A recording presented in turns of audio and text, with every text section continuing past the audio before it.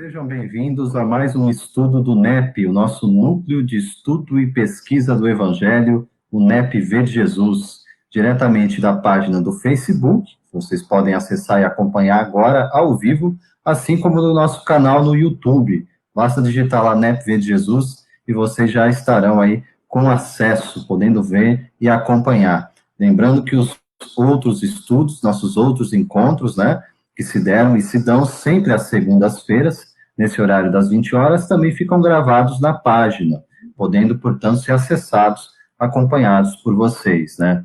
Deixe aí o seu cumprimento, o seu comentário, né? Pode fazer mesmo a sua pergunta, se assim desejar. Fique à vontade para interagir conosco neste nosso estudo. Com base na nossa obra, Antigo Testamento, berço do Evangelho, lançada em fevereiro deste ano de 2020, tratando aí sobre a unidade das revelações, e na sequência que temos tratado sobre os profetas menores, 12 deles, 9 nós já passamos em estudos anteriores. Faltam três deles, e vamos iniciar essa jornada dos últimos 3 profetas, falando sobre a missão, o ministério, o livro do profeta Ageu. O profeta Ageu será o profeta em foco para o nosso estudo da noite, claro, sempre trazendo para essa conversa a luz sob o olhar, debaixo do olhar de Jesus, e também dos ensinos da doutrina espírita a partir da codificação com Allan Kardec. O nosso tema, reconstrução.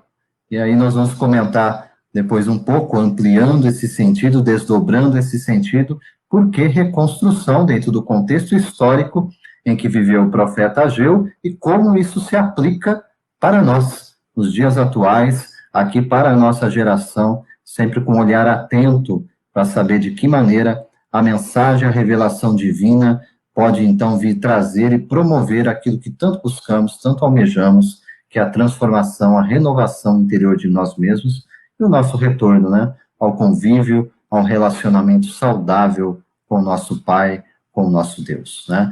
Eu vou convocar todos para uma prece inicial, para a gente ir sintonizando, então, né, procurando aí voltar os nossos pensamentos para a mensagem espiritual da noite. Jesus, nosso mestre amado, nosso irmão de todas as horas, de todos os momentos, nosso amigo celeste. Pedimos o auxílio, a inspiração, a boa palavra, que o nosso pensamento esteja voltado para o alto, para receber as dádivas espirituais que vêm através dos nossos protetores espirituais e nosso auxílio. Que dessa forma possamos nos irmanar, mesmo no ambiente virtual, através dos pensamentos, sintonizando nessa atmosfera saudável para o fortalecimento da nossa alma, através da mensagem do Cristo, do seu Evangelho, da tua boa nova, à luz do Consolador prometido. Que possa Deus nos amparar, nos consolar e nos encaminhar para o melhor entendimento das lições aplicadas às nossas vidas. Que assim seja, pela graça de Deus, nosso Pai. Muito bem, gente. Vamos aí, sem delongas, partindo para a obra do profeta Ageu, seu livro no Antigo Testamento, abrindo na página, entre as páginas 79 e 80, 79 e 80, primeira referência aí projetada pelo Paulo. Paulo hoje vai fazer 2 em 1, ele vai estar nos comentários e também nos auxiliando aqui na parte técnica, né? Então, páginas 79 e 80, nós vamos aqui tratar um breve resumo a respeito do livro do profeta Ageu, e nós vamos ponderar, nós vamos aqui traçar quais serão os 3 pontos que nós vamos abordar para dar um enfoque, uma ênfase especial na mensagem, tema da noite, reconstrução, tratando sobre o profeta Ageu. Vivera Ageu entre aí mais ou menos, né, 520 anos antes de Cristo, 520 anos, né? O livro do profeta Ageu tem apenas 2 capítulos. Tirando o livro do profeta Obadias, que é o menor dos livros do Antigo Testamento, né? Obadias tem 1 capítulo apenas, Ageu é o segundo menor livro, né? Dentre os profetas menores, em toda a Bíblia, em todas as escrituras, né? O livro do profeta Ageu é o segundo livro menor, apenas 38 versos, né? Então, leitura breve ali, mais reflexões nós vamos perceber assim, que são não só atuais, muito pertinentes, né, e que vão provocar na gente, seguramente, reflexões, né, que dizem respeito à vida de cada um de nós. Ageu, provavelmente, tratando aqui sobre o contexto histórico, né, ele retornou a Jerusalém vindo da Babilônia, com Zorobabel, que era, então, à sua época, o governador da região de Israel, em Judá, onde vivia aí Ageu. Incentivou o povo, então, na reedificação do templo. Só relembrando, o profeta Ageu, assim como os dois profetas que nos faltam tratar ainda, Zacarias e Malaquias, são três profetas do período pós-cativeiro da Babilônia. Aquele período que tem sido anunciado nos profetas que nós estudamos nas outras segundas-feiras, né? Como um evento que estava próximo, estava chegando, estava por acontecer. Então, aqui no profeta Ageu, nós já estamos num período que passou esses 70 anos, né? E por um decreto, por um edito próprio, começa então a retornar o povo hebreu para ajudar a retornar o povo hebreu para Israel, né? E assim, nessa volta, nesse retorno, está aqui o profeta Ageu entre eles.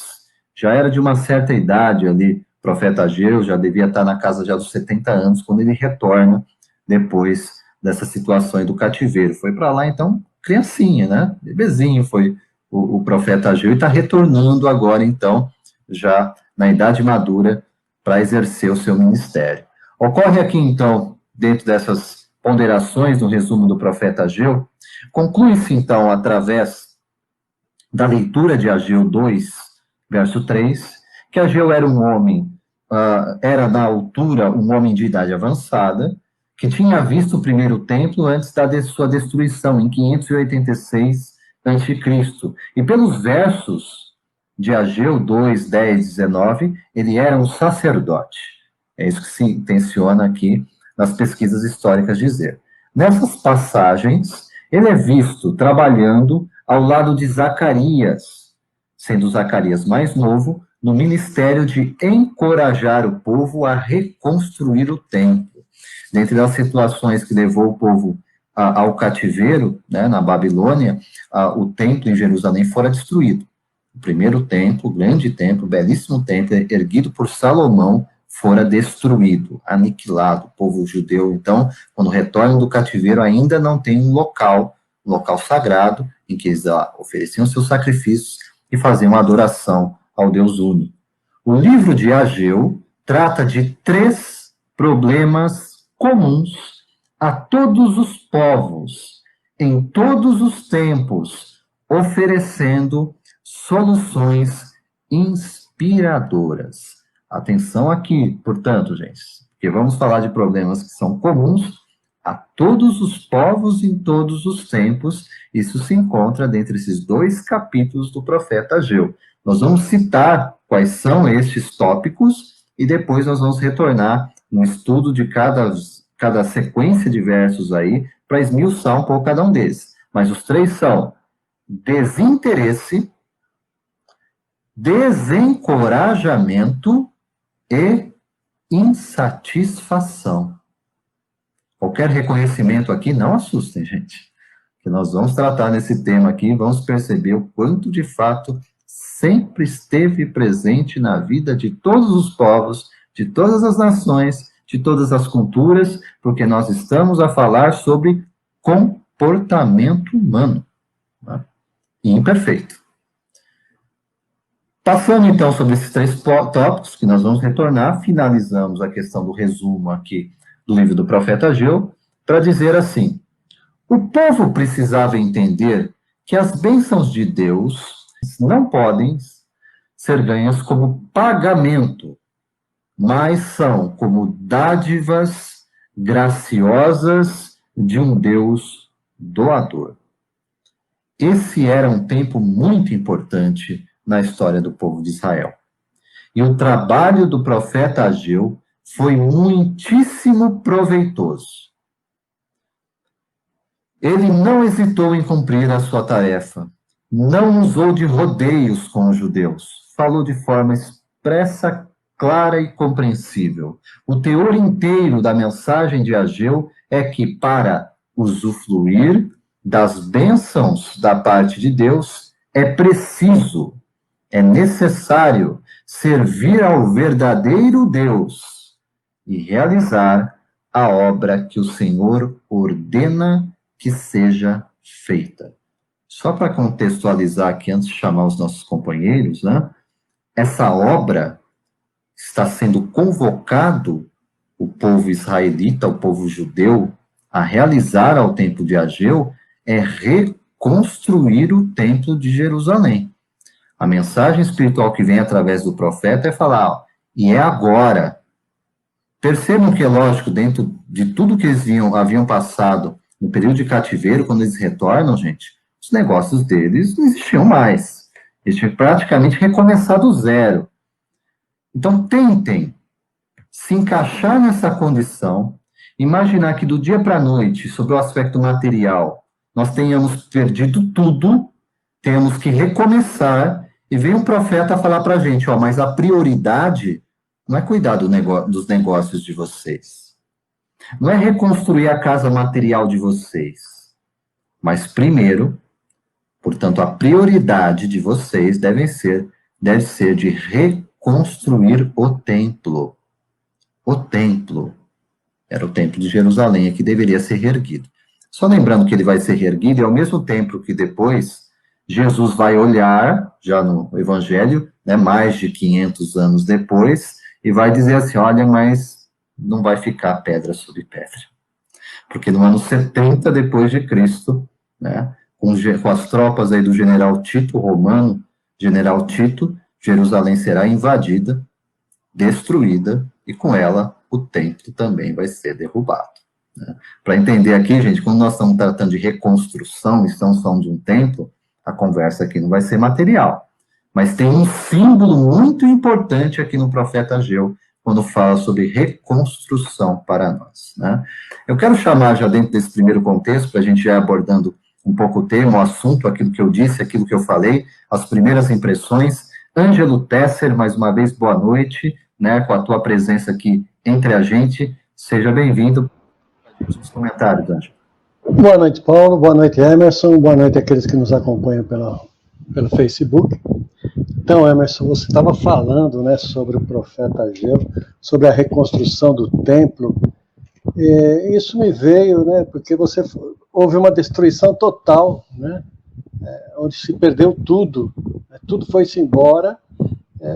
Eu acredito que, inclusive, a esperança foi-se embora, né, a fé foi-se embora, o crer foi-se embora.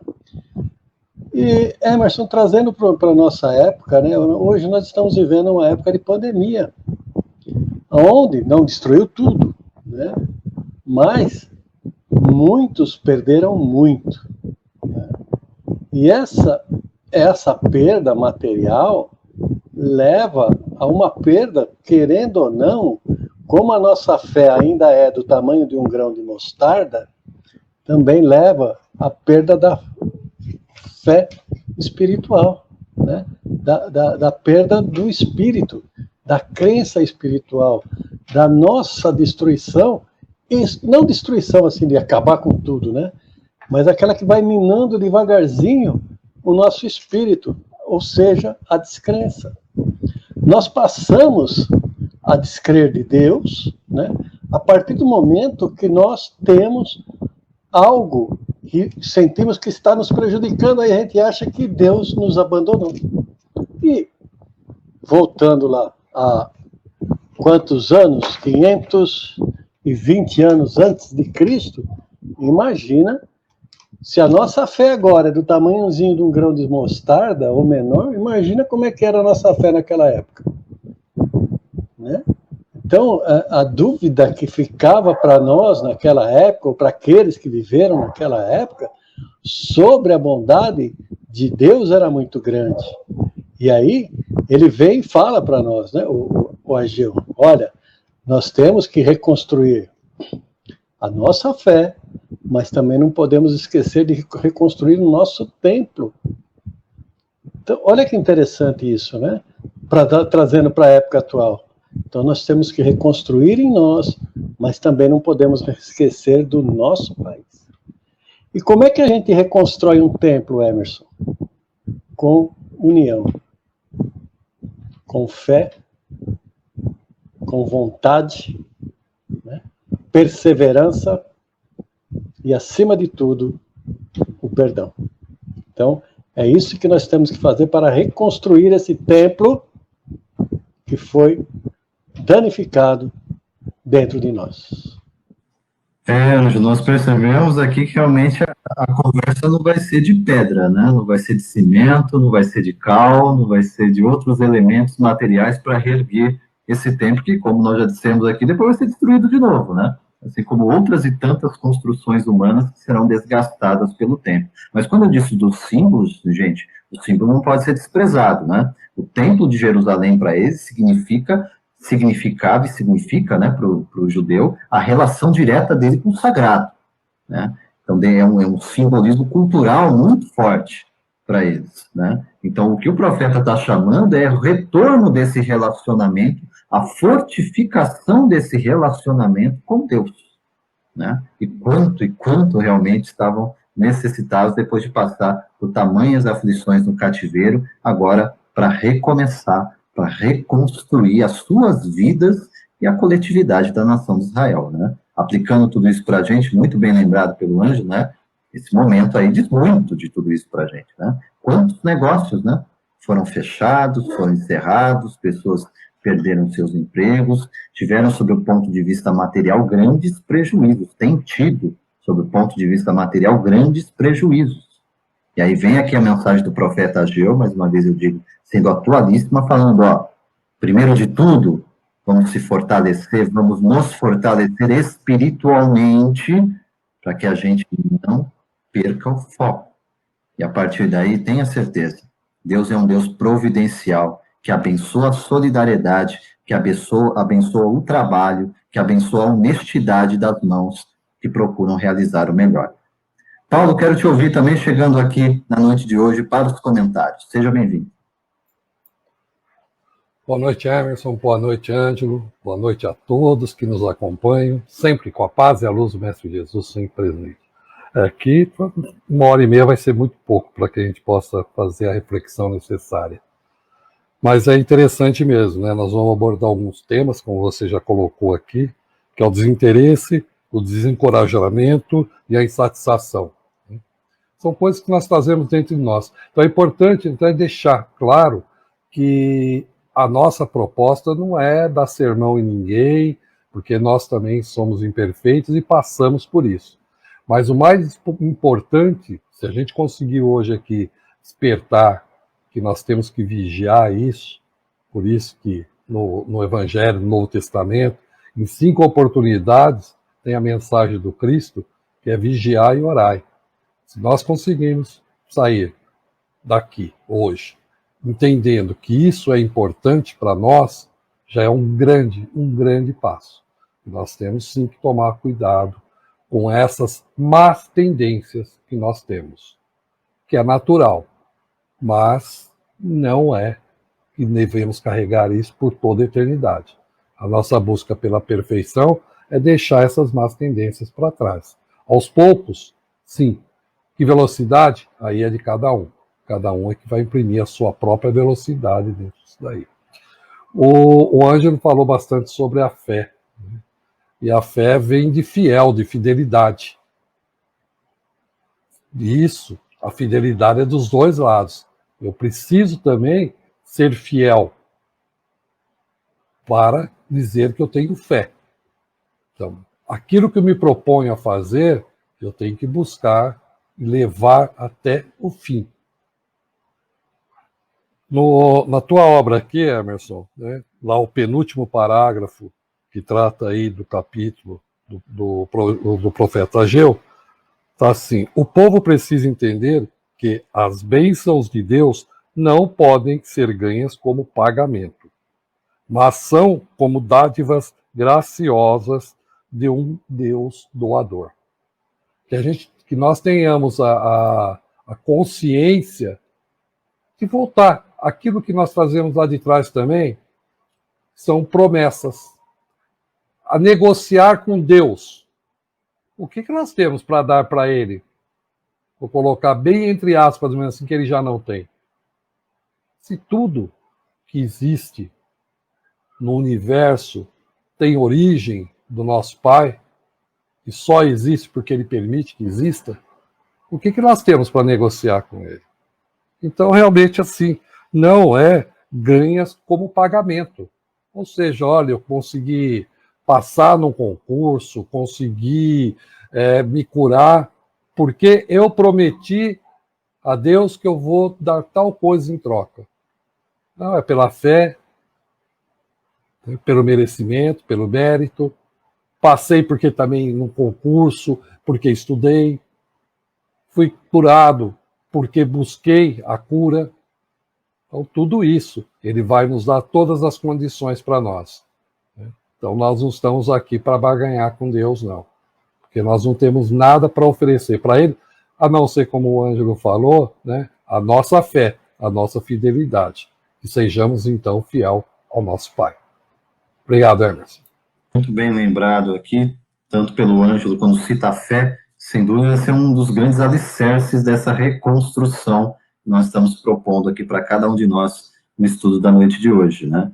E a questão do lidar com Deus, né? Sem procurar barganhas, né? Sem procurar recompensas na terra, é uma questão da maturidade ou imaturidade espiritual nossa, que nós já comentamos também em outras oportunidades, né? Mas sempre bom e importante a gente estar relembrando aqui, né? Tratando aqui sobre esse livro do profeta Ageu, vamos entrar no livro, gente. Vamos entrar aqui para a gente entender essas primeiras palavras do profeta Ageu, que vai tratar para a gente aqui sobre esse primeiro tópico, tratando a respeito do desinteresse, né? Nós selecionamos aqui no profeta Ageu, entre os versos do capítulo 1, entre os versos 6 e 7, aqui a palavra, mais uma vez, do profeta, como se for a Deus, falando diretamente com o povo, anunciando o seguinte a partir do 6º verso.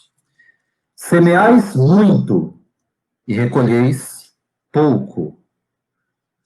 Comeis, mas não vos fartais. Bebeis, mas não vos saciais. Vestivos, mas ninguém se aquece. E o que recebe salário num saco furado. Assim diz o Senhor dos Exércitos, aplicai os vossos corações aos vossos caminhos. Vamos entender aqui um contexto importante, né? Nessa passagem, que primeiro o profeta já tinha dado qual era aqui o ordenamento de Deus, que eles reconstruíssem o templo, né? E aí começou uma conversa lá entre eles assim, de que, mas será que chegou o tempo mesmo? Será que a gente deve começar agora? Será que essa profecia está certa? E para vocês terem uma ideia sobre esse período histórico, até realmente começar o anúncio do profeta do que deveria ser feito, e até realmente eles tomarem coragem de começar, gente, foi em torno de 15 a 16 anos para começar a reconstruir materialmente o Templo de Jerusalém. Então, percebam, a rebeldia, a resistência e esse primeiro tópico aqui que nós vamos falar, o desinteresse, gente, para lidar a respeito daquilo que Deus está pronunciando como, ó, essa é a prioridade. A prioridade demorou 15, 16 anos para começar a ser tratada pelo povo, né? Então, aqui nós citamos na obra do Antigo Testamento, berço do Evangelho, falando sobre esse tópico do desinteresse, né? Para despertá-los da sua atitude de indiferença, Deus fala 2 vezes ao povo. Primeiro, eles precisam perceber que são infrutíferos, porque eles tinham abandonado o pensamento de Deus para seguirem suas próprias vontades. Olha, gente, já foi citado aqui pelos companheiros a vigilância e a oração, né? Oração e vigilância, sem dúvida, aspectos essenciais, né? Jesus não poucas vezes realmente falou isso para a gente. Necessidade da vigilância e da oração. Mas por que essa questão? Nós tendemos realmente a nos deixar levar pelas aflições e dificuldades da rotina, das preocupações da vida de encarnado, que alcança todos nós. Por isso, de fato, estamos no mesmo barco nesse sentido, vivendo dificuldades e circunstâncias muito semelhantes, muito parecidas, né? E dentro de tudo isso, nós tendemos, às vezes, a focar nos problemas e procurar humanamente resolvê-los e esquecemos, gente. E esse é o apelo do profeta Ageu. Primeiro, se volta para Deus. Ouve qual é a vontade dele a teu respeito. E depois, devidamente fortalecidos, devidamente inspirados, mãos à obra. Vamos ao trabalho. Mas nós atropelamos até isso, né? Nós falamos assim, espera um pouquinho, Deus, deixa eu fazer aquilo que eu preciso fazer, e depois eu volto para ouvir o que você tem para me dizer. E nisso Deus vai ficando para depois. Isso gera na gente uma frieza de ordem espiritual, de tal maneira que as pessoas não conseguem, por vezes, sequer fazer uma oração. Não fazem leituras espirituais. A programação habitual, seja de divertimento, seja das coisas que são os nossos hobbies, poucas vezes tem relação com as coisas que dizem respeito a Deus. Nós vamos, portanto, perdendo essa liga, perdendo esse contato, e com tudo isso nós vamos endurecendo o nosso coração. E é um rumo muito perigoso. E olha que eu não estou falando apenas e tão somente de 500 anos antes de Cristo, lá onde estava Ageu. Eu estou falando de nós, aqui no século XXI. Então, para a gente pensar a respeito de tudo isso, nós vamos buscar as referências que temos mesmo no Novo Testamento, alcançando Mateus, os escritos de Mateus no Novo Testamento. Vamos ver como Jesus falou disso para a gente, né? Já falava, não só lá no profeta Ageu, chega 500 anos depois em Jesus, ele também está falando sobre esse padrão de comportamento em nós. Vamos buscar primeiro aqui, Paulo projetando para a gente, Mateus 6, entre os versos 31 e 33. Jesus aqui está tratando sobre esse assunto de forma indireta, quando eu olho para o livro do profeta Ageu, mas direta na aplicação para cada um de nós. Está então o evangelista a anotar as palavras de Jesus, a partir do verso 31 do capítulo 6. Portanto, não vos inquieteis, dizendo, que comeremos, que beberemos, ou que vestiremos? Pois estas coisas, os gentios, aqui são os estrangeiros, os pagãos, aqueles que não acreditavam nesse Deus único, esses também buscam exatamente essas coisas. De fato, continua Jesus a ensinar, vosso Pai Celestial sabe que necessitais de todas estas coisas. E aqui vem, buscai primeiramente o reino e a sua justiça, e todas essas coisas vos serão acrescentadas. Lembremos que o primeiro mandamento é Deus sobre todas as coisas. Jesus está aqui relembrando. Primeiro o reino de Deus e a sua justiça. Qual era o apelo do profeta Ageu? Primeiro o templo de Deus. Depois vocês vão reconstruir as coisas de vocês. Legítimo que façamos isso, mas debaixo da devida atenção àquilo que Deus nos pede. E Jesus está relembrando disso. Tem um outro comportamento que agora aqui no mesmo evangelista Mateus, capítulo 11, entre os versos 16 e 19, nós vamos encontrar também. Jesus está falando não somente à sua geração, que as suas palavras são palavras de vida eterna e, portanto, alcançam todas as gerações. Tanto as da época do profeta Ageu e para trás delas, quanto as atuais e as que virão. E Jesus está falando assim, sobre essa situação do nosso desinteresse. Mas a quem assemelharei essa geração? É semelhante a criancinhas, sentadas nas praças, clamando para as outras, dizendo, Tocamos flauta para vós e não dançastes. Cantamos lamentações e não lamentastes. Pois veio João, não comendo, não bebendo, e dizem, tem demônio, tem daimon, como diz aqui, usando o termo e a palavra grega. Veio o Filho do Homem, Jesus se referindo a ele próprio, comendo, bebendo, e dizem, eis um homem comilão e beberrão de vinho, amigo de publicanos e de pecadores. Jesus termina para falar para a gente o seguinte, mas a sabedoria é justificada por suas obras.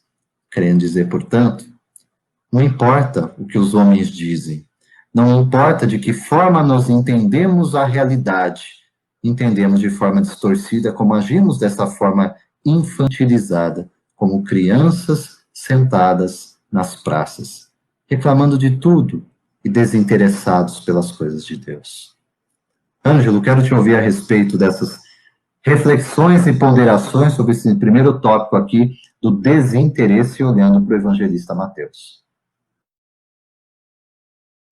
Emerson, Paulo e amigos que nos acompanham, lá no Evangelho segundo o Espiritismo, no capítulo 5, no item 4, está assim para nós, Deus conhece as nossas necessidades e Ele as prover como for necessário. O homem, porém insaciável nos seus desejos, nem sempre sabe contentar-se com o que tem. Então, já está dizendo aí para nós que nós sempre vamos buscar mais. Principalmente nos dias de hoje. Basta a gente lembrar, Emerson, essa mensagem vem bem a calhar para a gente conversar um pouco, não, como o Paulo falou, nós não somos os donos da verdade, nem queremos dar lição de moral em ninguém. Mas a gente vai observando o nosso comportamento diante dessa pandemia que aí está. Né? No começo, nós exagerávamos até na busca do papel higiênico. Não se conseguia encontrar papel higiênico nos mercados. Né? E aquele que tinha, não queria dividir com o outro, não. Esse aqui é meu. Né? E aquele fala que Deus conhece as nossas necessidades. Então, para que nós vamos buscar sempre nesse supérfluo? Nós sempre queremos mais. Sempre buscando mais. Mas a gente esquece que a Terra vai produzir o suficiente para alimentar todos os seus habitantes. Precisamos aprender a trabalhar essa Terra. Sim, e ela vai produzir o suficiente. Né? Então, quando Mateus, né? Quando ele nos fala que mas a quem se assemelharei a essa geração, que você disse que está trazendo para todas as gerações, a minha geração tinha um supérfluo, a sua teve um supérfluo, a geração que está chegando tem um supérfluo, basta a gente observar, né? E a gente vai estar sempre com esse não contentamento, a gente sempre vai buscar mais. E como você mesmo disse, nessa nossa busca do mais, nós nos esquecemos de buscar Deus. Esquecemos de buscar mais Deus. Esquecemos de nos aproximar mais de Deus. Porque Ele está próximo de nós. Isso com toda certeza. Porém, nós não conseguimos perceber a sua presença por causa dessa nossa busca incessante pelo supérfluo. Por aquilo que nos alimenta. Então, isso já vem de algum tempo, né? Quando lá em Ageu ele fala, semeais muito e recolheis pouco. Ou seja, não espere grandes coisas daquilo que você faz, não espere grandes recompensas daquilo que você faz. Comei, pois não vos fartais. Gente, deixa um pouquinho para amanhã. Né? Bebei, porém não vos saciais. Né? E a gente vê, infelizmente, parte dessa geração que aí está, além de saciar, usa o supérfluo para realmente se embebedar. Então, e nós, na nossa maior parte, nós nos esquecemos do Cristo, de Deus. E mais uma vez, hoje, no Evangelho, no lar, aqui em casa, né? Caiu o deixai vir a mim as criancinhas. Aonde ele nos explica que ali está a geração futura, que é ali que nós devemos trabalhar, que nós devemos semear, né? E recolher. Devemos ensinar essa nova geração, né? Considerando sempre que eles precisam de Deus também, assim como nós precisamos. Então, ensinar o caminho do Evangelho para essa geração. Mostrar a eles.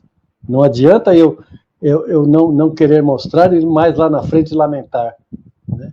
Então, como ele fala aqui, buscai primeiro o reino de Deus e a sua justiça, e todas estas coisas vos serão acrescentadas. Então, se nós mostrarmos para essa geração, essas crianças de agora, o que é o reino de Deus, a justiça de Deus, mostrar para eles que Deus é soberanamente bom e justo, com certeza, todas as outras coisas vão ser acrescentadas, porque eles vão se contentar com aquilo que eles tiverem. Eles não vão sempre estar buscando o supérfluo. Emerson, Paulo. Ângelo, está no centro aqui do nosso tema, né? Refletindo em torno do profeta Ageu, no Antigo Testamento, falando sobre a reconstrução do Templo de Jerusalém, o chamado do profeta constrói primeiro o templo, depois vai cuidar das necessidades de vocês, né? E da boca de Jesus relembrando, né? Mais uma vez parafraseando aqui o profeta Ageu, dizendo: primeiro o reino do céu, sua justiça, todas as demais coisas vos serão acrescentadas com isso, né? Chamando o Paulo, antes de chamar aqui o Paulo, eu vou introduzir, Paulo, mais aquela reflexão de O Livro dos Espíritos, a questão 802, eu já deixo o gancho aqui para você, né? Porque muitos falam assim, mas você está falando da gente sair desse estado de desinteresse, de frieza espiritual, né? Mas, assim, o incrédulo vai dizer, né? Eu precisaria de uma coisa mais palpável, né? Por que não se manifestam, né? Os benfeitores espirituais não aparecem para a gente, não fala aquilo que a gente precisa fazer de uma forma direta, né? Não pega a gente pelo braço e leva onde tem que levar, né?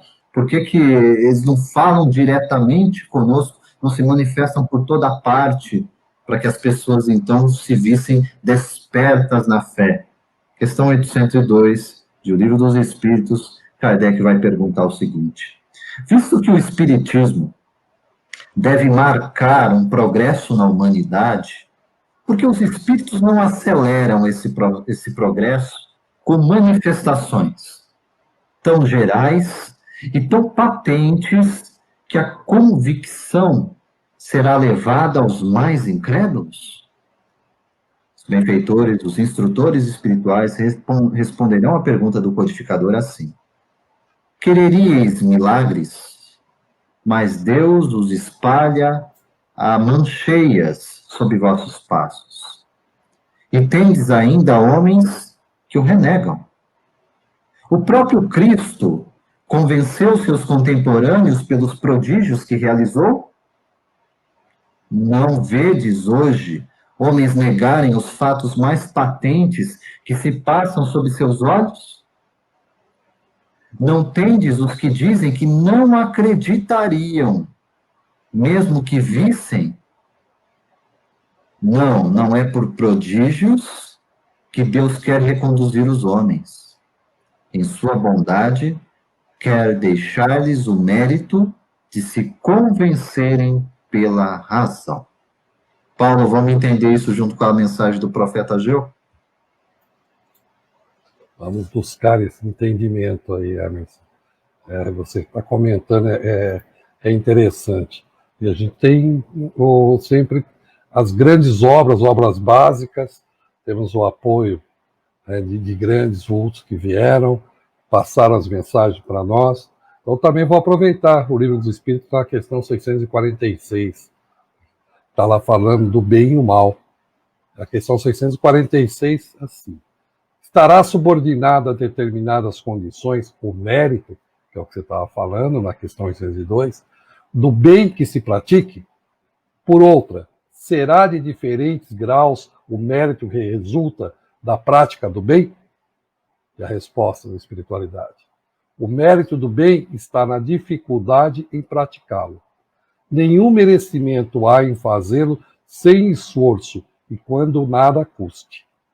Em melhor conta tem Deus o pobre que divide com o outro o seu único pedaço de pão, do que o rico que apenas dá do que lhe sobra, disse-lhe Jesus, a propósito do óbolo da viúva.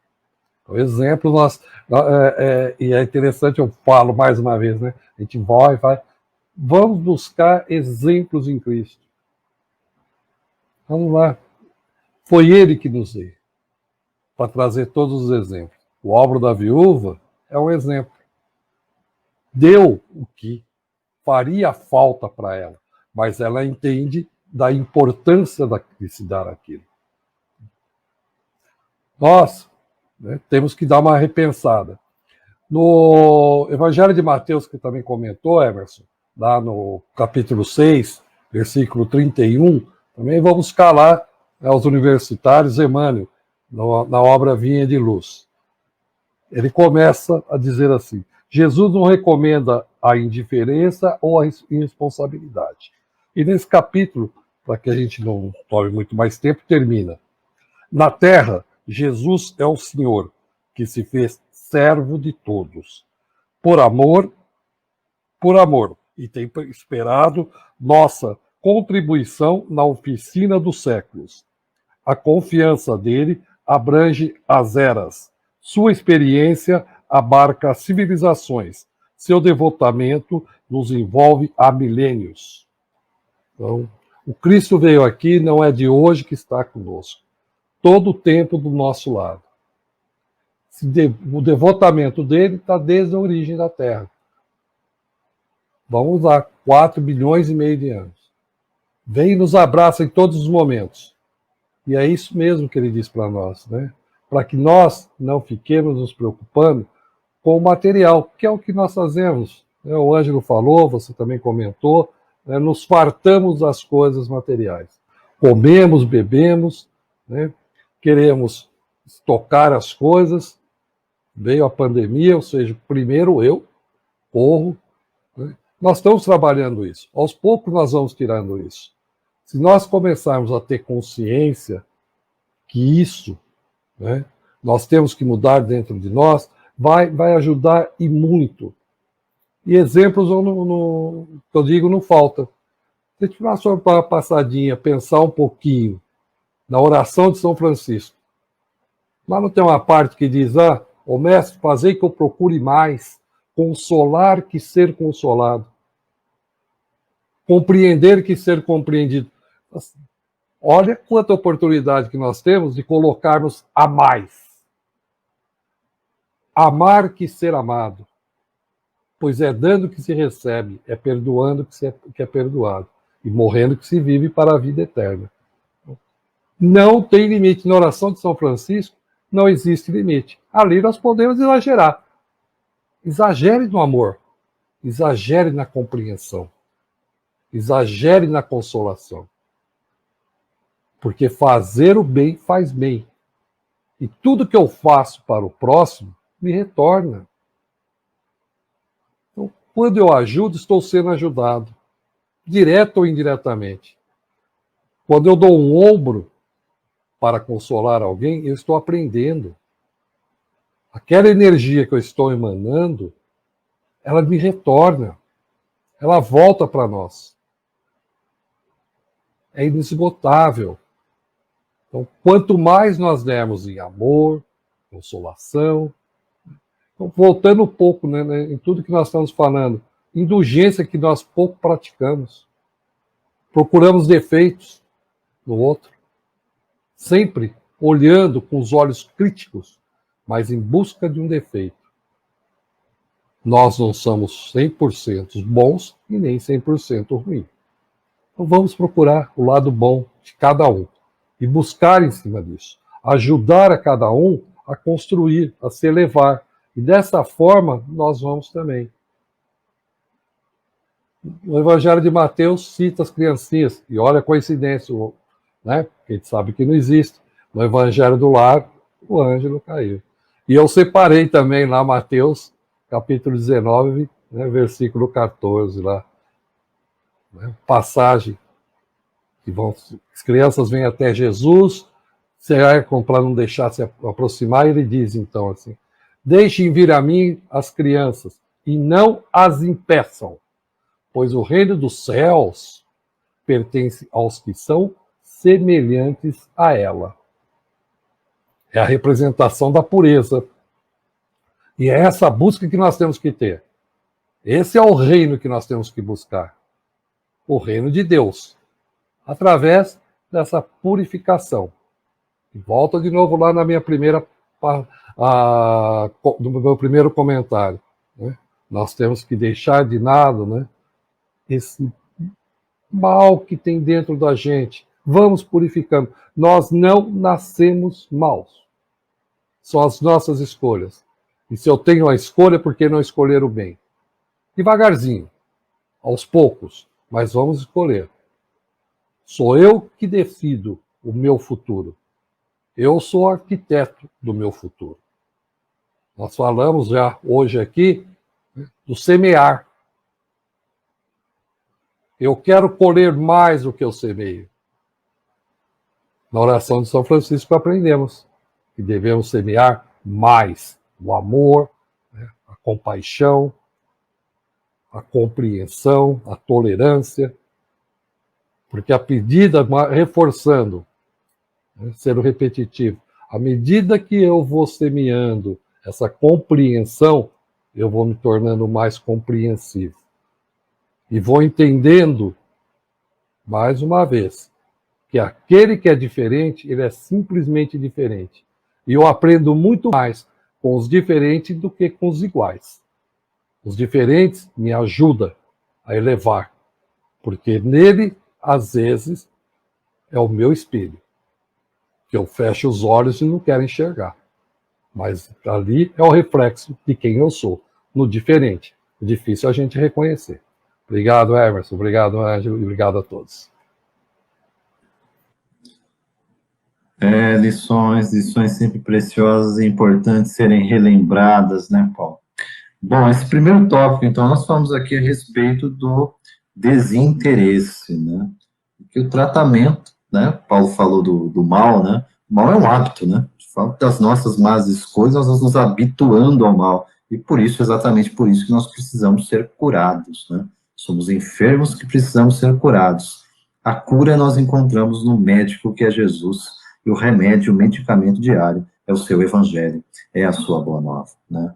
Indo adiante, caminhando no livro do profeta Ageu, no tema da noite de hoje, falando sobre reconstrução, o profeta Ageu, no capítulo 2, entre os versos 4, 5 e 9, continua na sua mensagem, alertando o povo de sua época e trazendo aplicações para nós também.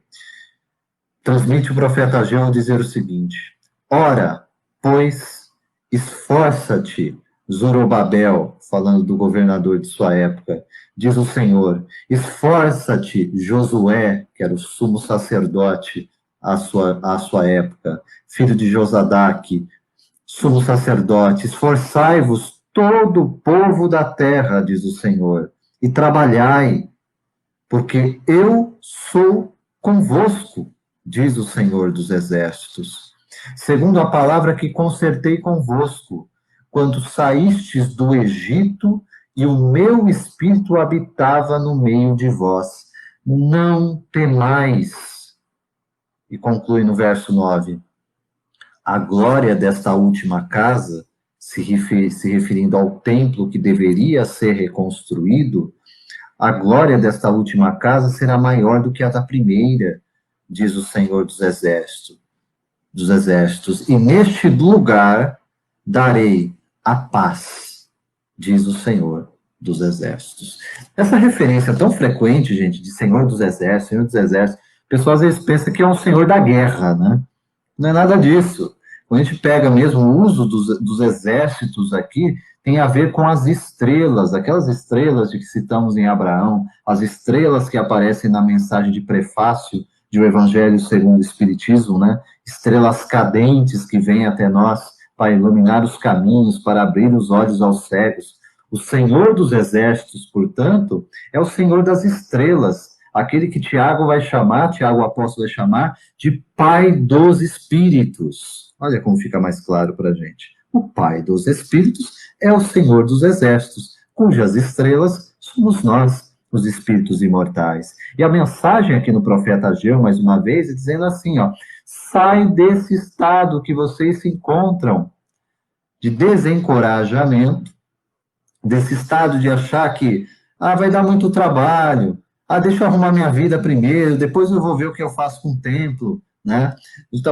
Deus está falando através do profeta assim, trabalhai, esforçai-vos, eu sou convosco, faça aquilo que eu estou pedindo. E aqui nós encontramos mais uma referência, né, quando falamos a respeito do desencorajamento, na obra do Antigo Testamento, para dizer assim, a solução disso tem duas partes. Uma trata do problema urgente e a outra trata de um problema de longo alcance.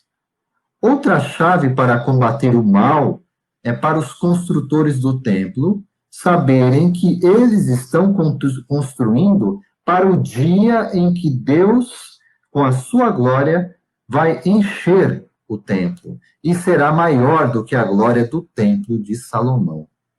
É claro que aqui eu tenho que ter um olhar espiritual, não para ver a glória da construção do templo que seria erguido, a suntuosidade do templo que seria erigido.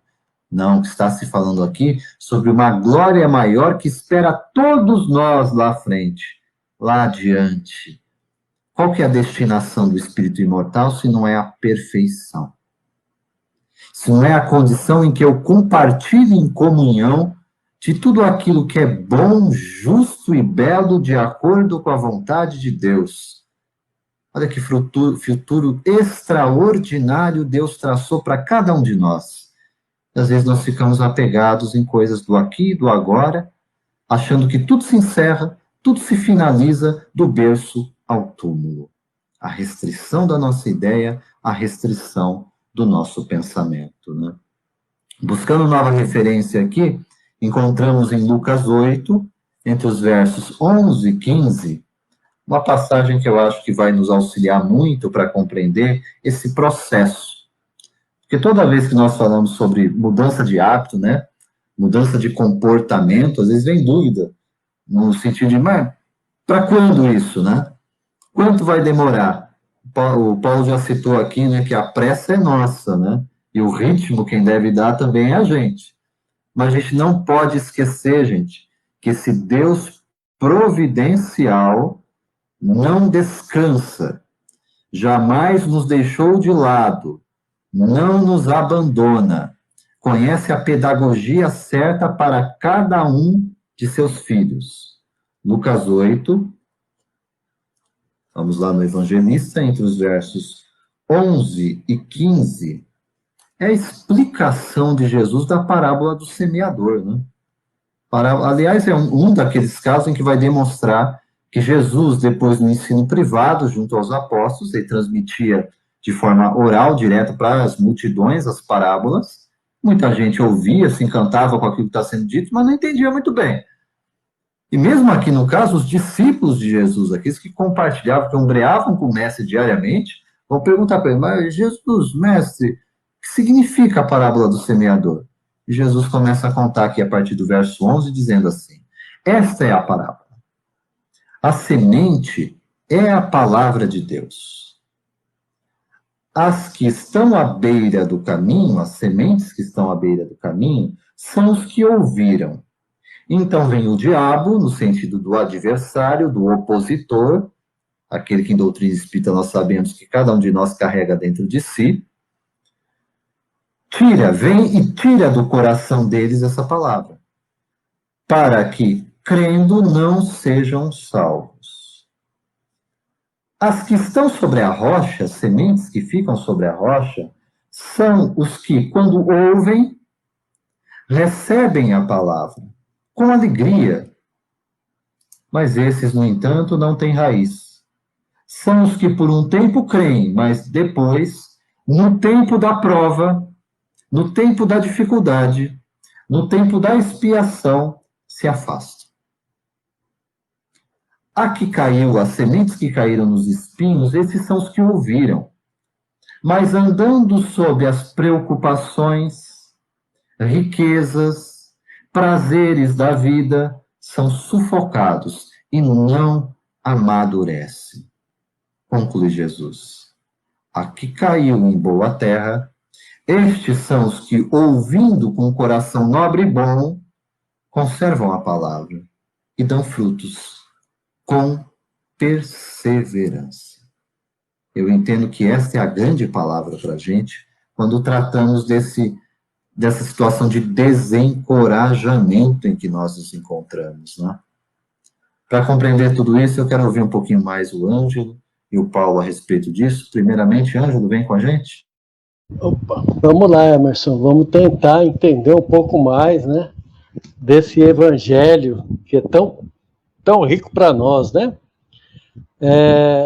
A semente é a palavra de Deus, ou seja, está no evangelho. Esta semente está no evangelho, que é a palavra de Deus. Nós recebemos essa palavra, recebemos. Agora, como é que nós espalhamos essa palavra? Como é que nós damos vida a essas palavras? A essa semente? E de pregar o evangelho, se precisar, fale. São com os nossos exemplos, com as nossas atitudes. Que muitas vezes para nós é um pouco difícil, porque, como sabemos, somos espíritos ainda em evolução. Não somos evoluídos. Mas seguindo um pouquinho mais aqui. A palavra de Deus são as que estão à beira do caminho, são os que ouviram. Então, vem o diabo e tira a palavra do coração deles. Esse diabo, o que são? São os maus pensamentos. São as nossas incertezas. São aquele primeiro eu, né? Como Paulo disse, nós sempre só pensamos em nós. E para isso, vem aqui uma reflexão que, se você me permite, Emerson, é uma história, uma fábula de um fazendeiro bem sucedido e ganhava ano após ano o concurso lá da colheita de milho. Os melhores milhos eram sempre dele, o prêmio. Ele era sempre premiado, né? E numa dessas ocasiões, um repórter, ao entrevistá-lo após um prêmio, ficou meio intrigado com a resposta que ele deu para o repórter, porque o repórter perguntou para ele: como é que o senhor faz para ter bons milhos, né? Ele disse: eu compartilho as minhas sementes com os meus vizinhos. Mas espera aí, se eles vão ser o seu concorrente, por que você compartilha com ele? Olha a resposta. Você não sabe, mas o vento apanha o pólen do milho maduro e o leva de campo em campo. Se meus vizinhos cultivarem milho inferior, a polinização atingirá seguidamente a qualidade do meu milho. Por isso, se eu quiser cultivar bom milho de qualidade, eu tenho que ajudar meus vizinhos ao cultivar o milho bom e de uma ótima qualidade. Então, essa palavra de Deus, nós precisamos levá-la com as melhores qualidades, com as nossas melhores intenções, porque ela vai voltar para nós, né? Ou seja, o vento da vida sempre vai soprar, sempre, né? Sobre a vida de quem é egoísta vai sobrar o quê? As coisas ruins. Do orgulhoso vai soprar o quê? Agora, se eu for bom, se eu pegar essas palavras, né? Se eu crer, né? Se eu me afastar dos espinhos, eu só vou cultivar coisas boas. Essas são as sementes que eu irei cultivar. E lá, voltando lá, quando você fala do Ageu, né? Do Ageu, quando ele fala: pois esforça-se, Zorobatel, diz o Senhor, esforça-te, Josué, filho de Josadane, sumo sacerdote, esforça-se de todo o povo da terra, trabalhai, porque eu sou convosco, diz o Senhor dos Exércitos. Ou seja, ouça minhas palavras, esforça-te para compreendê-las, pratique-as, porque eu sou o Senhor dos Exércitos. Eu estou no comando, sempre. Fé, perseverança. Emerson, Paulo. Como é bom a gente ouvir isso, né, Ângelo, né, Paulo? Amigos, né? Como é bom a gente ouvir isso em uma época em que a gente tem tão pouca esperança, né, sobre o aspecto de que olhamos para o plano geral e a impressão que se tem é que é o cada um por si, né?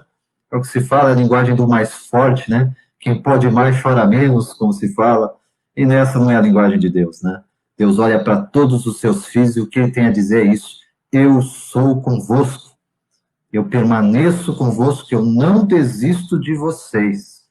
E é por isso, gente, é só por isso que a mensagem do amor persiste até quebrar a dureza do nosso coração, né? Eu não vou deixar de lado aqui a citação também, a referência que nós trazemos do Evangelho de João, porque Jesus não nos enganou a respeito disso, né? Sobre o que é a dificuldade do estar em um mundo de provas e expiações. João 16, entre os versos 32 e 33, e aqui especial destaque para o verso 33, né? Quando Jesus diz assim: tenho-vos falado essas coisas para que tenhais paz em mim, não em outro lugar.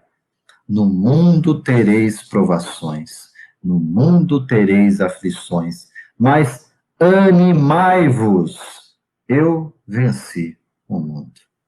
Vamos lá, Paulo, entendendo com Jesus como é que a gente sai dessa situação, por vezes, de desencorajamento. Às vezes eu olho para os problemas e penso, não posso, eu não consigo. Dobro o joelho e não sai do lugar. A mensagem que vem do alto é diferente, né? É para que a gente se anime, para que a gente saiba que não está sozinho e persevere. Vamos lá, Paulo? Emerson, acho que eu vou ter que repetir aquela frase, né? Calado nós somos um poeta, né? Diante de tudo, né? Que nós já ouvimos, né? Nós vamos buscar. Eu vou tentar ir de trás para frente, né? Que é o que você falou no Evangelho de João, né? Tenho-vos dito isso, para que em mim tenhais paz. No mundo tereis aflições, mas tem de bom ânimo. Eu vim e venci, né?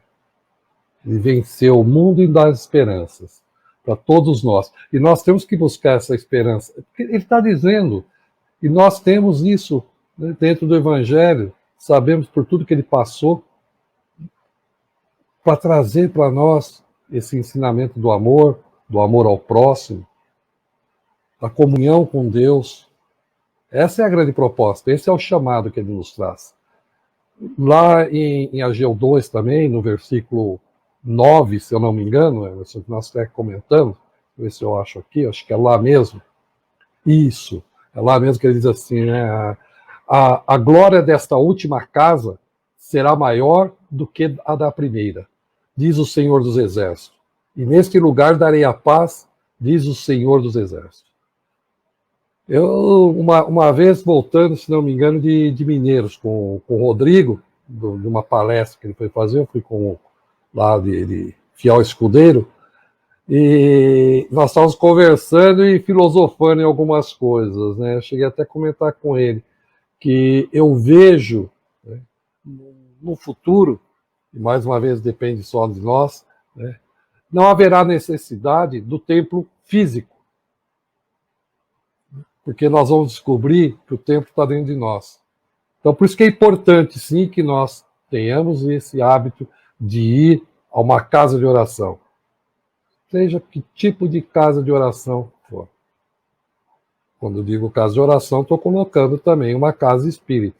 É extremamente importante para que a gente cultue o hábito de dedicar um tempo para a comunhão com o nosso Pai. Para que nós possamos estabelecer a conexão do nosso templo com o nosso Pai, com o reino de Deus.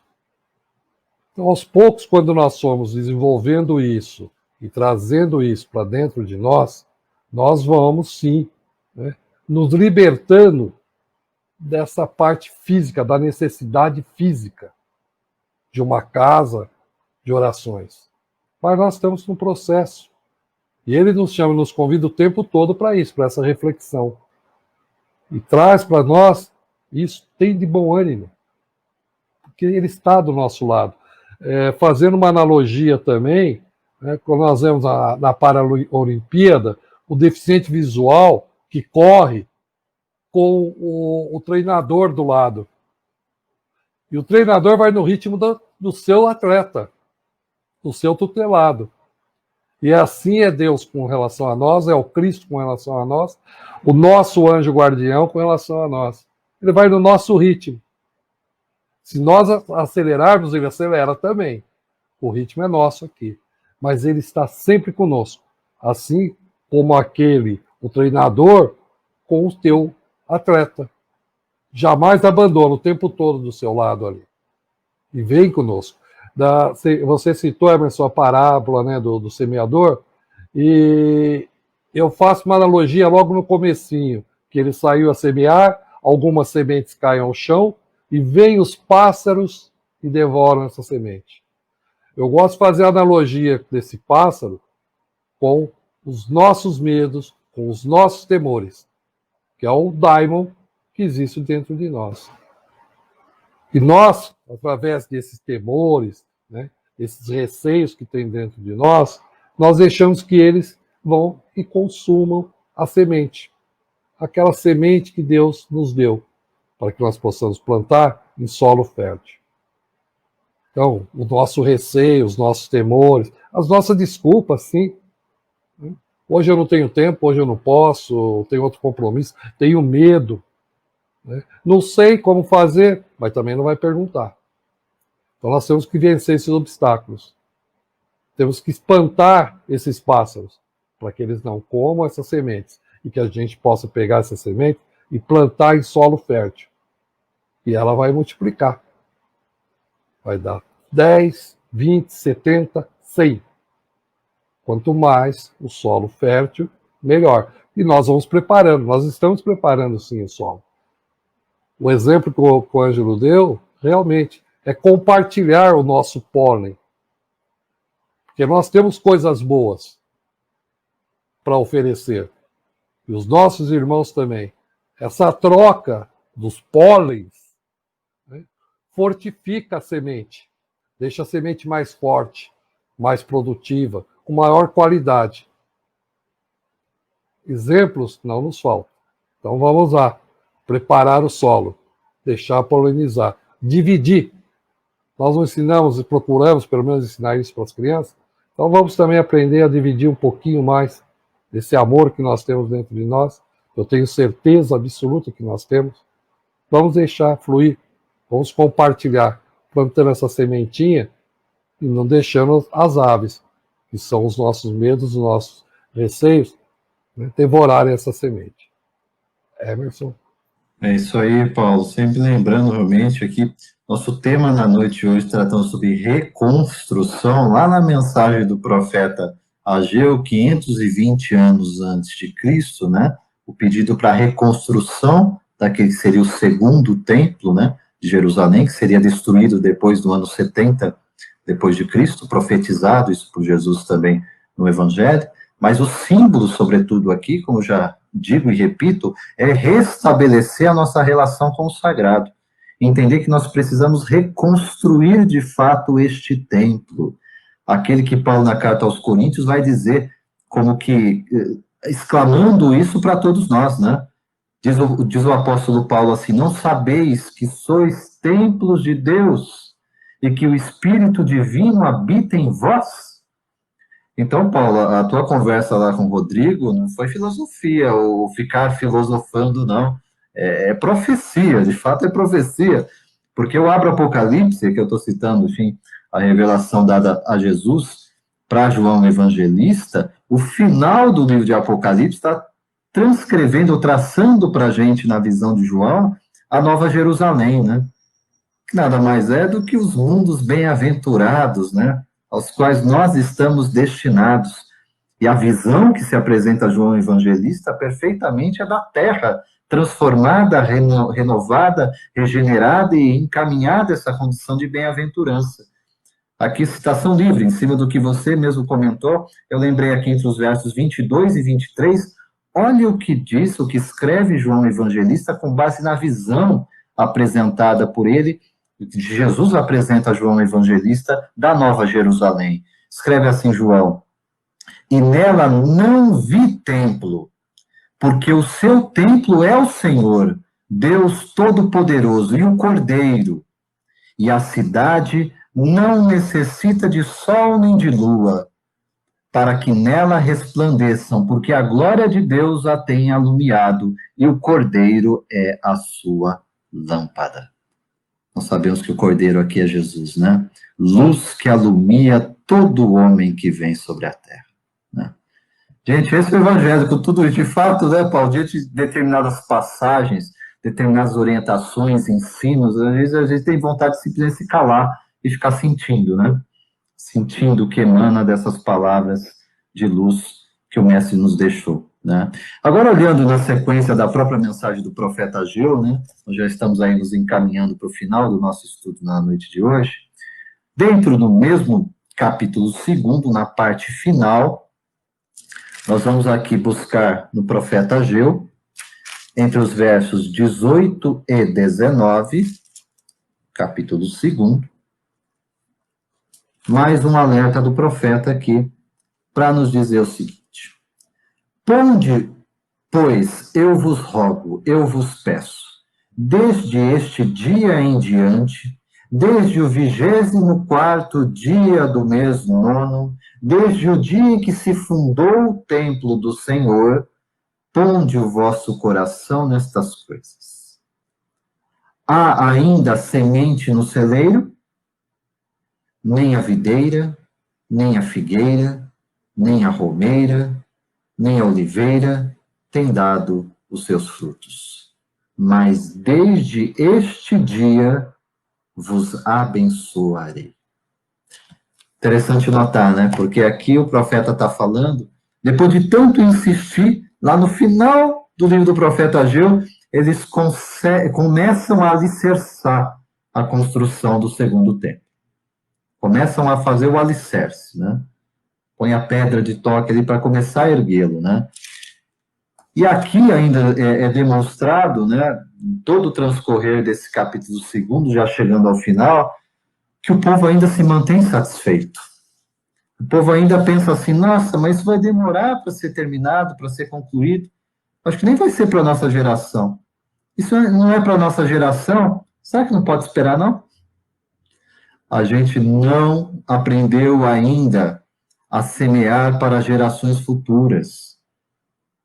E quando eu olho à luz da doutrina espírita, eu deveria saber que é muito provável que na geração futura, lá estarei eu de novo.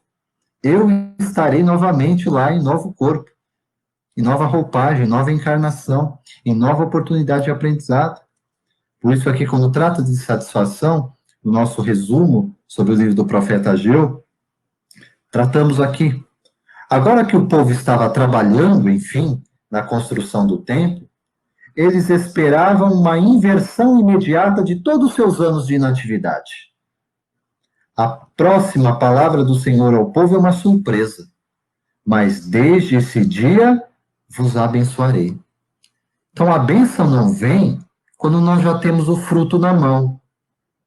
Veja que o profeta Ageu está dizendo, né? Há ainda semente no celeiro? Nem videira, nem figueira, nem romeira, nem oliveira tem dado seus frutos. Mas ainda que eu não tenha os frutos na mão, desde o início, desde o princípio, desde a semente, Deus nos abençoa. Como ignorar isso, né, Ângelo? Pois é, Emerson, isso me levou a pensar, e lá em Mateus, né? Não pensar, mas ir lá em Mateus. Tu és Pedro, e sobre esta pedra edificarei a minha igreja. Então, sobre esta pedra edificarei o meu templo. Mas não é um templo de pedra, é o templo do Evangelho. É o templo da palavra de Cristo, né? Do Evangelho do Cristo. Porque, enquanto o Paulo falando, você falando, Emerson, me desculpe aí os companheiros que nos acompanham, mas a imagem que nós vemos do Cristo é aquela imagem dele crucificado. Ou seja, dependendo do ponto de vista que você olha, essa imagem é uma imagem de derrota. E Cristo nos disse, eu venci o mundo. Então não é aquela imagem que nós devemos guardar. É a imagem do Cristo vencedor.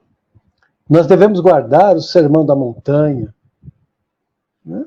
E nós nos esquecemos muito rápido do Sermão da Montanha. Nós preferimos nos lembrar do sofrimento do Cristo.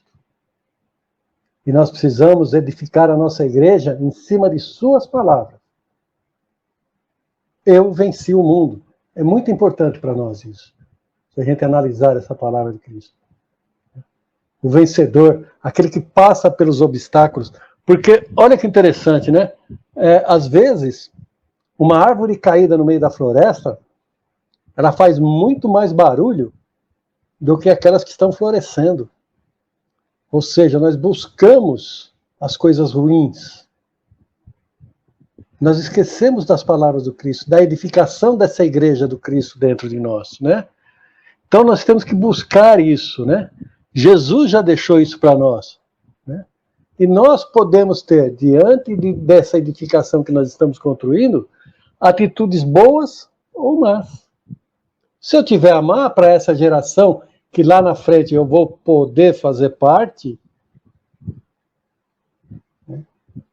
Eu vou estar presente nessa nova geração, então eu tenho que buscar essas atitudes boas, porque se eu for buscar as más, é isso que eu vou deixar. E nós não fomos criados nem maus nem bons, nós fomos criados simples e ignorantes. Mas a partir do momento que nós conhecemos o bem, nós temos conhecimentos do bem, e que nós temos conhecimento do mal, eu estava pensando nisso na hora que eu estava lanchando hoje, nós temos o livre-arbítrio da nossa escolha. A nossa escolha tem o livre-arbítrio.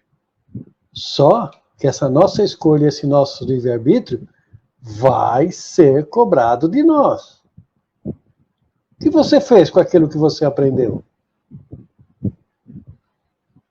Como é que você edificou essa igreja, esse templo? Qual foi a primeira pedra que você colocou ali? Então isso nos vai ser cobrado lá na outra geração. E se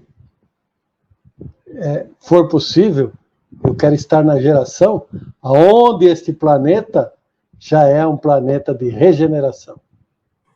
Em linguagem hebraica nós diríamos amém. Assim seja, a todos nós que alcancemos de fato essa condição, se assim Deus desejar, né? Mas temos que compreender de fato que é uma caminhada, e que essa caminhada para a gente não é fácil, não é simples, mas também não é desacompanhada, né? Então, só deixa eu dar uma complementada, por favor. Então, sim, Anjo. A pergunta que Jesus faz a Pedro, né, que nós também devemos fazer a nós. Então, qual é a resposta? Que nós não façamos só com palavras, mas com gestos, com posturas, com jeito de falar. Essa é a melhor maneira de nós mostrarmos quem nós somos e quem foi Jesus, com quem nós aprendemos. Quem sabe, Anjo, quem sabe a gente venha aprender de fato o significado da cruz de Cristo, né? Que é a cruz não daquele que se enverga diante da prova, mas daquele que ressuscita para a nova vida, né? Que se reergue para ser novo homem, para ser nova criatura em Deus, né? Paulo, aqui no profeta Ageu, né? Ele está depois de toda essa situação, veja, né? Ó, desinteresse, desencorajamento, insatisfação. Ele só tinha pedido assim, ó, reconstrói o templo. Só isso que precisava fazer. E olha toda a problemática que gira para se fazer isso, né? Para se reerguer um novo templo, né? E aqui é lógico, né? Dentro desse simbolismo, não é a mesma situação para a gente quando fala assim, ó, transformação moral, transformação interior, nos renovarmos, né? Nos transformarmos. Ixi, tá muito trabalho, deixa para depois, né? Para outra encarnação, para que sejam reencarnacionistas, né? tem aqueles que acreditam em fórmula mágica, de que de alguma forma, no estalar de dedos, a gente estando na vida eterna, já vamos estar plenamente sábios, né? Sabendo todas as coisas que antes nós não nos preocupamos se querem buscar. Então vamos pensar em tudo isso, gente. O profeta está dizendo e perguntando para a gente, há ainda semente no celeiro? Em Lucas 8 nós já vimos, a semente é a palavra de Deus. Vamos lá, Paulo. Vamos lá. Antes de mais nada, né, despedir de todos, agradecer aí pela atenção, pelo carinho de todos, a energia que nós sentimos aqui e que tenham todos uma iluminada noite. Que você comentou, né? Ele só destacou, né, 3 aspectos: desinteresse, desencorajamento e insatisfação. Será que a gente se enxerga nisso? E eu comentei dos pássaros, né, na parábola do semeador. É um pássaro chamado desinteresse, um pássaro chamado desencorajamento e outro pássaro chamado insatisfação. E nós temos um bando de pássaros junto de nós. Como que nós fazemos com esse pássaro? Afastando, espantando. De que forma? Buscando superar isso. Ah, mas é difícil, não tenho tempo. Como tem também aquele ditado, né? Sem saber que era impossível, foi lá e fez. Porque ele sabia que, né, ele nunca tinha ouvido dizer que aquilo era impossível. Se alguém dissesse para ele, é impossível, desencorajou. Eu não vou conseguir fazer, porque usar o Emerson, tá, Emerson? Porque o Emerson falou que é impossível. A culpa é do Emerson. Foi ele que falou que era impossível. Mas eu me entreguei ao pássaro do desencorajamento. Eu me deixei ser levado por ele. Mais uma vez, a escolha é nossa. Então vamos espantar, sim, esses pássaros. Temos que fazer isso e só com a gente. E voltando de novo em Ageu, lá no versículo 19, né, do 2º capítulo, porventura ainda há semente no celeiro? Ele está perguntando para nós. Vamos refletir isso. Quando eu digo, né, Emerson, que é gostoso, Ângelo também, né, a gente ficar filosofando, pegue um versículo, uma parte de um versículo, põe na cabeça, fique ali maturando isso. Então, assim, ainda há semente nesse celeiro? Que celeiro que ele está falando? De que semente que ele está falando? Quem é esse celeiro? E quais são essas sementes? Eu tenho certeza que dentro de nós temos sementes muito boas, de excelente qualidade. Basta sairmos para semear. Esse é o convite do mestre. Mais uma vez, obrigado a todos, uma excelente e iluminada noite. Grato, Paulo, grato pela tua presença, pelos teus comentários, pela assistência aqui na parte técnica, para que esse nosso estudo do NEP pudesse chegar até você na noite de hoje, tratando aqui sobre o livro do profeta Ageu, no nosso tema reconstrução. Eu vou chamar agora o Ângelo, para as tuas considerações finais, a tua mensagem, também agradecendo a tua presença, a tua participação e os teus comentários. Emerson, eu que agradeço e vamos reconstruir. Né? Vamos reconstruir esse templo, que nós não destruímos ele, mas ele está meio adormecido dentro de nós. Né? Então vamos dar um up nesse templo e fazer com que ele floresça.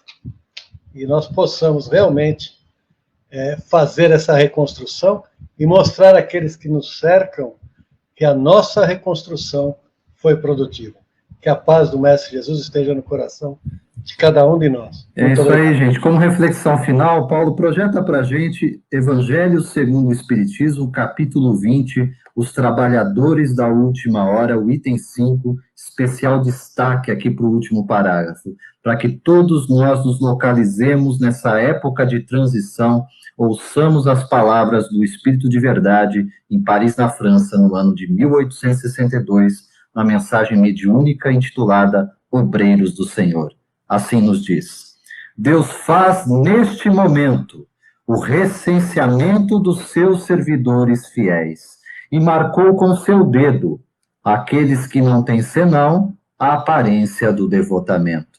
a fim de que não usurpem mais o salário dos servidores corajosos, porque é àqueles que não recuarem diante de suas tarefas que vai confiar os postos mais difíceis na grande obra de regeneração pelo Espiritismo.